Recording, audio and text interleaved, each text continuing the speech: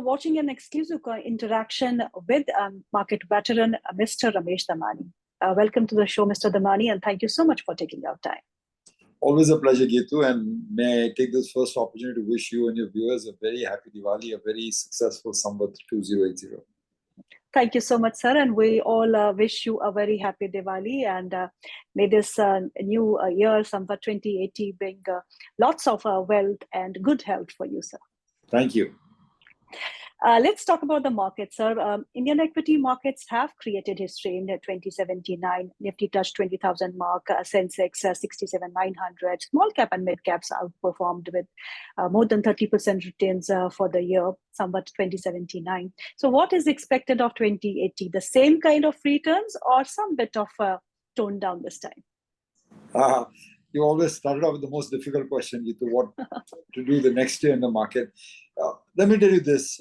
I've been watching this market for 30 years, and I don't know what the next 1,000 points on the Nifty or the next 1,500 points in the Nifty will be. Could be up, could be down.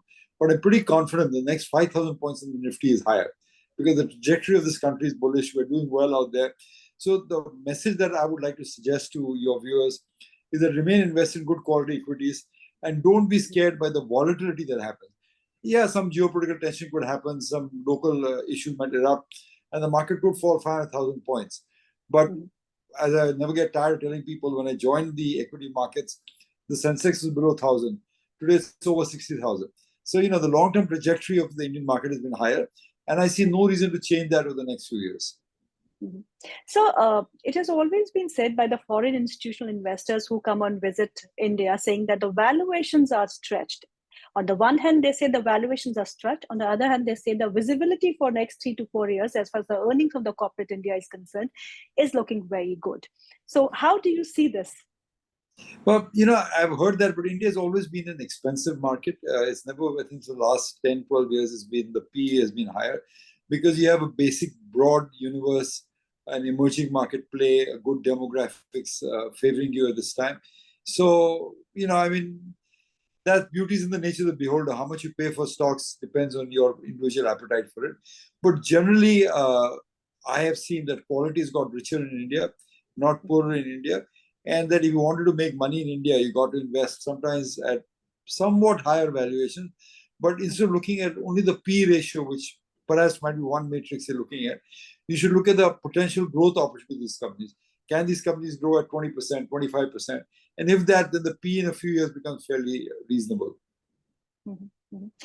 So talking about the FII flows, which actually have not been that good from last couple of years now. But yes, domestic institutions are really lending support to the markets, and the retail has been very active in the market from last couple of years now. Do we actually require FIIs now in our country? Well, it's always nice. Let's not get it wrong. They are not as important as they were, say, 20 years ago when the first FI inflow started, and everyone would watch breathlessly for the FI number at the end of the day because we have a strong domestic institution. At the end of the day, prices are determined by demand and supply. It doesn't really matter if that money is coming from overseas or the money is coming from India. So I think it's a healthy development. I think that Indians are participating in their own economy. That is very good through SIP, through domestic institutions. I think if foreigners also bought it a bit more aggressively, we would see a complete boom in the markets. So my thing is that you can never time a good thing, Geetu. Better to just get invested and buy good quality companies. So Fed has been doing to and fro with the interest rates. Sometimes it says that, okay, the interest rates are peaked out. Sometimes it said, no, there is some more hike on the cards. But yes, we have a status quo from last 4 times we had policy in India. What is the kind of scenario you see as far as the interest rates are concerned? Do you expect these rates to stay elevated because the inflation is still a concern for major economies? It's a very profound question. I spend a lot of time thinking about it. Not that I have a better answer than most people. But my personal feeling is that the interest rate low regime that we experienced from 2008 to 2023, when they were knocked down because of first the global financial crisis and then COVID, to basically 1%, 2% is over. So the era of low interest rates that the world enjoyed for 20 years or so is perhaps over. So now we have to readjust to a new normal. And that will eventually bring difficulties, not only to American markets, but to Indian markets also. So clearly you want to look at companies that are debt-free or companies that are going despite higher interest rates. So I think that investment philosophy changes. A lot of private equity funds, VC funds, got money because they were just looking growth and they're getting money for free. I don't think that's going to happen anymore. So I think market rates, interest rates are unlikely to go back to 0, 1% that they were during the COVID period. So we are going to be in the new normal. The good news is that India has always been used to higher interest rates. So I think that will probably help because we are fairly resilient to high interest rate cost. I don't think interest rates globally are going down, and that is anti-gravity on stock prices sometimes. Let's talk about some of the sectors that did well in 2079, Samvat. And one of the sector has been the PSU banks. Real big surprise, multi-baggers, good returns. So what is expected in 2080 for these PSU banks? Still invested? Rather than approaching the PSU banks, I'd make 2 points. The first point is what has worked in 2079 is the people, whatever you thought was very high quality or very good prospects probably didn't work, and the other sectors worked. For example, the best exchange didn't actually perform in stock price, but the Bombay Stock Exchange barely has 2% volume, went up 5x during that time. A lot of the private sector banks, which are gold-plated, for example, HDFC, Kotak, didn't perform really over a 2-3 year period. Right. Whereas, as you said, the public sector banks performed. A lot of the good companies didn't perform, where the public sector stocks performed. So having said that point, the market kind of favored the stocks that were really cheap and really value-oriented, but yet had good prospects. That is one. Secondly, talking in terms not in PSU banks, but generally the PSU sector as a whole, which has performed very well. I mean, you must have noticed that in every bull market, there's some leadership that takes place in the market. For example, in the 92 bull market, the so-called Harshavanta bull market, what was leading the market higher was the cement stocks. And the cement stocks went from being under-owned to completely over-owned. ACC, if you recall, went from a few hundred rupees to almost 10,000 rupees during the same time period. In 2000, the tech stocks, all the tech stocks led by Infosys, Wipro, and then all the silver line DSQs also moved out there.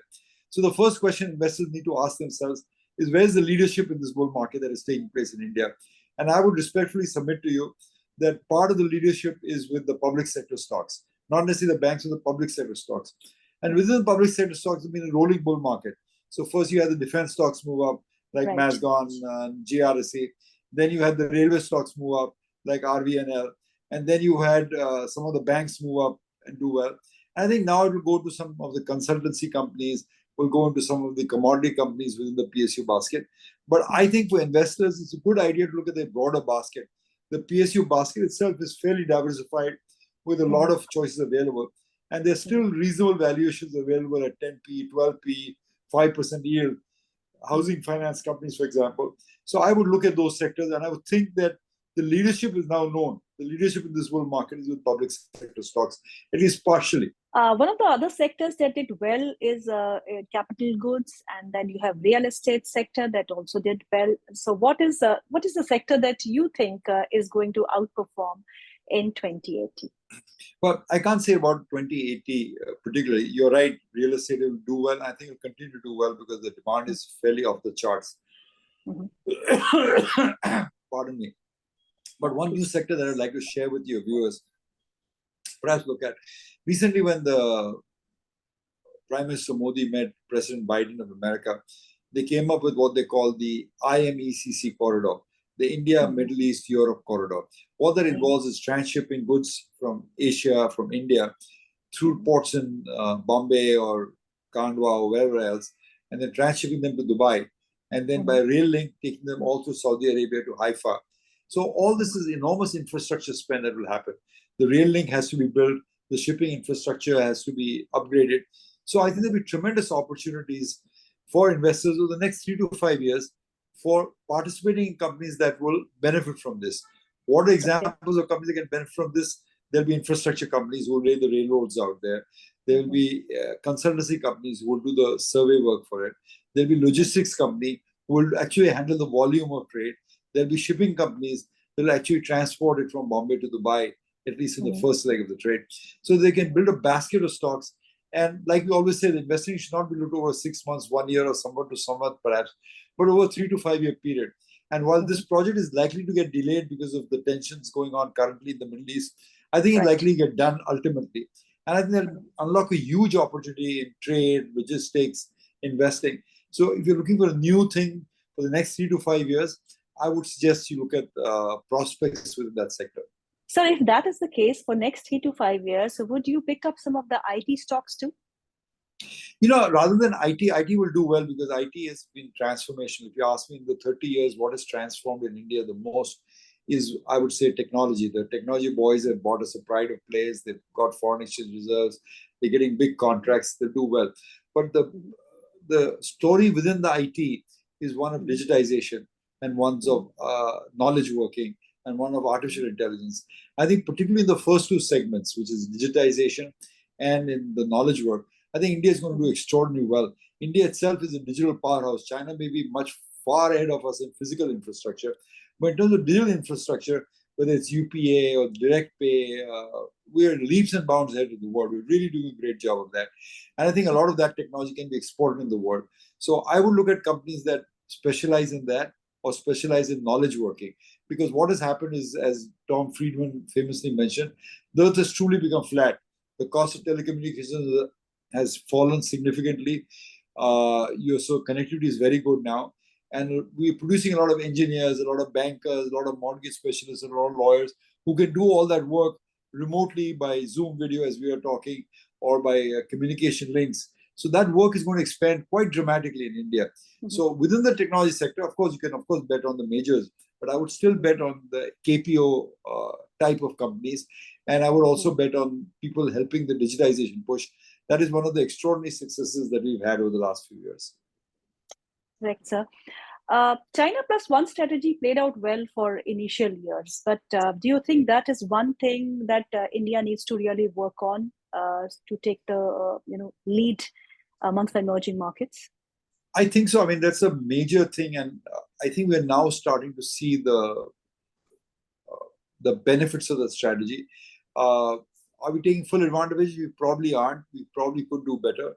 But I see a lot of traction in pump companies, in auto ancillary companies, where customers are coming and telling them that we want a China plus one strategy. Can you deliver on that strategy? And managements are now taking hold of that. So if you ask me another sector that I'm looking at, which cuts across the sectors, but are people who are interested in the China plus one play. Only yesterday I read in the Financial Times that there was a textile company in India that was visited by Martha Stewart, for example, because she thought that there were excellent high quality textiles produced there. There are a lot of businesses like that in pumps, in auto ancillaries that will benefit from that. So I think this is a extremely good thing, and I wish we would push this further because India has not really been an export powerhouse. We're dependent on domestic economy, and I think that can give a push and employment, of course, if that happens. So how big a concern can rupee depreciation be? Because we are now at a record lows against the USD. Well, I'm not too worried about it because generally we depreciate 3-4% a year, so we're in line with normal depreciation out there. If a current account deficit gets to be out of whack, as happens once in a while, that will be worried. But I think right now, I think we can live with 83, maybe even a bit higher rupee, because that helps our export competitiveness tremendously. And if India is trying to make a benchmark in exports, it would probably help to have a weaker rupee, at least in the short term. The downside of a weaker rupee is, of course, you import higher inflation when you buy oil or when you buy other commodities that are required. But I think at this stage, we're probably on balance better off. I don't see a lot of other emerging economies, because of high interest rates in America and the strength of the US dollar, are badly impacted. Sri Lanka, for example, Nepal, Bangladesh are badly impacted. Pakistan, of course, is almost a classic example of that. But I think India, some of the fiscal deficit is under control, and I think the current account is broadly under control. So I think we can live with the kind of rupee rates we see right now. One of the major events that may impact markets is the general elections. First, the state elections, 5 states that has kicked off, and then we have the main election, general elections in May 2024. How do you see that? Well, the markets, I'm going to be an astrologer by the time I finish this program. I don't know, to be honest, how the people of India will vote for all the elections. Mm-hmm. Here's the basic truth. Markets like continuity, okay? Right. They don't like unexpected events. Election can throw up surprises. So if it throws up surprise, obviously markets would react, slightly poorly if there was a surprise in the election results, particularly in the national election. The market was surprised. But let me just give you a tour of history. In 2003, we had one government, and another government came in almost by surprise, and all the stocks were down, including some public sector stocks were down 20% that day. Yeah. Because people say, what is going to happen? The CPM was saying they would ban all PSUs or whatever they were saying. Right. And yet we started a huge bull run that took us to 20,000 during that same regime. Okay, this regime, the same thing. We had a change of government, and after a few years of struggle, they did corporate income tax rate, they introduced GST, introduced a lot of great measures, and the market went up from 20,000 to 60,000. So I believe firmly that the trajectory of the market is higher. Now, as I mentioned in my opening monologue with you, that I can't say with the next 1,000 points, 2,000 points, higher, lower. Who knows? That can happen at almost a flip of a coin, if you will. But I'm pretty sure that over the next 5 years or 10 years, the index will be substantially higher than it is today, irrespective of which government is there. I think democracy is now deeply entrenched in India, and democratic governments respond to change. At the end of the day, people want a higher standard of living. So no matter which government comes to power, I'm sure they will, deliver on economic prospects. What the governments need to do is to start growing at about 7-8%. That's the benchmark that I'm looking for. If we grow at 8%, you can almost quadruple your wealth in a couple of generations. And that's the golden hope that whichever government does sets us on a track of 8% growth. So one last question. When we talk about the 8% growth and when we talk about $7 trillion economy by, say, 2030, so what are the three key points or three key things that the government needs to focus on to achieve these targets? I think they've already done a good job. I think we need to open up to more FDI, which they are opening up. But, FDI is money, capital is required. You need to put capital to build the economy out there. I think a less stifling regulatory environment might help. I think if you go back and reopen tax cases or reopen GST cases, it sends a wrong signal. I think justice delayed is justice denied. So we might need to do it in a more efficient manner. Even if there's something wrong, it needs to be closed within the next 6 months of the event happening or the next year of it's happening. It cannot be dragged on for 15 years if you do all that. And I think you need to harness the power of the people, which I think they're doing through digitization. So, it paints to an optimistic scenario.